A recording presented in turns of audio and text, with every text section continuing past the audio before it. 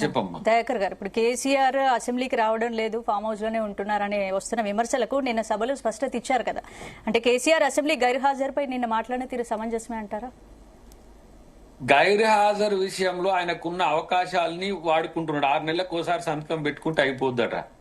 కానీ మా పిల్లగాళ్ళు చెప్పేదానికే మీరు అడిగేదానికే మీరు సమాధానం లేదంటే పిల్లగాళ్ళు పిల్లకాయలే అయిండు. వాళ్ళకి అసలు ఏది ఎత్తాలో ఏది దించాలనో తెలియకనే కదా మీ సమస్య ఇక్కడ. కాబట్టి అలా నేను రాకపోయినా ఏమీ కాదు అనే స్థితి కేసీఆర్ గారికి వచ్చిందంటేనే మళ్ళీ తెలంగాణ ప్రజలకు తలకాయన వస్తున్నాడు. మళ్ళా వచ్చిండ్రా నాయన హింసరాజు, వస్తాడు అన్ని పోతాడు తప్పితే మళ్ళీ వచ్చి కొట్లాడేది లేదు. ఇప్పుడు కేటీఆర్ గాని లేకపోతే మన హరీష్ రావు గారు గాని ఇంకా కొంతమంది వాళ్ళ పార్టీకి సంబంధించిన వాళ్ళ విషయంలో మాకు స్పష్టత ఉన్నది. ఒక గుంబనంతో కూడిన రాజకీయాలు లేకపోతే ఔన్నత్యంతో కూడిన రాజకీయాల కంటే కూడా ఆ ఏదో పరంపర సాగా ఏదో మా లెజెండరీ లెగసీ ఈ ఫీలింగ్స్ తో ఉన్నారు వాళ్ళు. అహంభావపూరితంగానే ఉన్నారు తప్పితే ప్రజల పట్ల కమిట్మెంట్ తో నాకు కనబడట్లే. కాబట్టి ఈయన వచ్చాను ఏమైనా ఆజ్ఞ మారుస్తాడేమంటే ఈయన అంతకంటే మళ్ళీ కేసీఆర్ మరో కీలక కామెంట్ కూడా చేశారు కదా, ఈ ప్రభుత్వాన్ని కూల్చబోము అనే ప్రకటన కూడా చేశారు. దీన్ని ఎలా చూడచ్చు? ఎవరు కాదమ్మా, ఇప్పుడు ప్రభాకర్ రెడ్డి అన్నాడు కూలుస్తారని మేమన్నా. మీరు కూలుస్తానంటే మిమ్మల్ని కూలుస్తామని అన్నాం కానీ మేము కూలుస్తారా మేము కూలము అని చెప్పుకుంటే మన మూలకు వండుకోలేదు కదా తల్లి. వాళ్ళు కూల్చేది వాళ్ళే లేవలేక ఉన్నారు పరిస్థితిలో. మేము తలుసుకుంటే ఇంకా వచ్చి వాళ్ళని పార్టీని మొత్తం కూల్చే పరిస్థితిలో మేమున్నా కూడా మా పార్టీలో వద్దని చెప్పి కదా ఇప్పుడు ఎన్ని ఎపిసోడ్లు మీరు చూస్తున్నారు కదా ఆ నియోజకవర్గాల్లో. మనకేమొద్దు ఇతర పార్టీలో వద్దంటే కదా ఆగింది. కాబట్టి వాళ్ళు రావడానికి సిద్ధంగా ఉన్నా మేము ఆగుతున్నాము. ఆ కూల్చే పరిస్థితి వస్తే ఎవరు కూలిపోతారేందని రేపు చూద్దాం. హైడ్రాపై కూడా కేసీఆర్ కామెంట్స్ చేశారు కదా, మరి ఈ కామెంట్స్ ఆయనకున్న సమాచారం అది.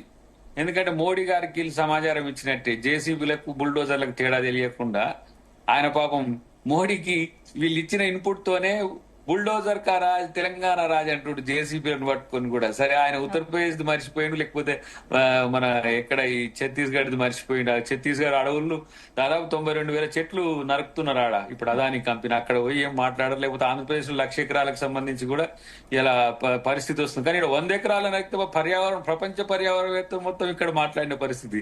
అంటే కాంగ్రెస్ ఉన్న దగ్గరనే డెమోక్రసీ వస్తుంది. సరే అది వేరు విషయం.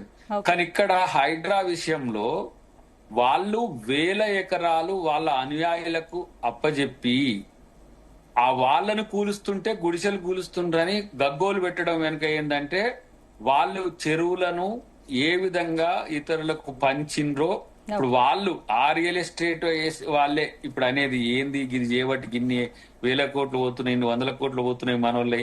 ఏదో ఒకటి పెట్టి ఏమన్నా కొందామా అల్లనీళ్ళని కొందామా అని చెప్పింది గీళ్ళే గాసన్నాసులే అయి ఉంటారు.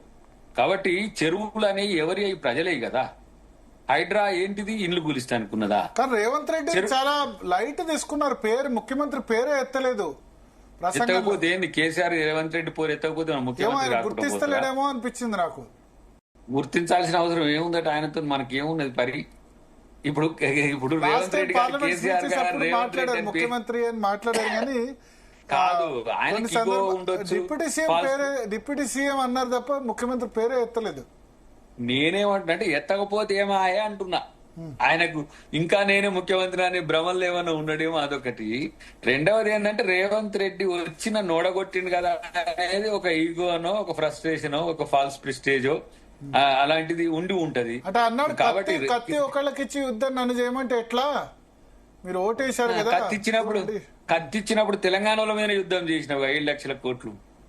ఇలా సర్జికల్ ఫినాన్షియల్ సర్జికల్ స్ట్రైక్ కాదా తెలంగాణ ప్రజలు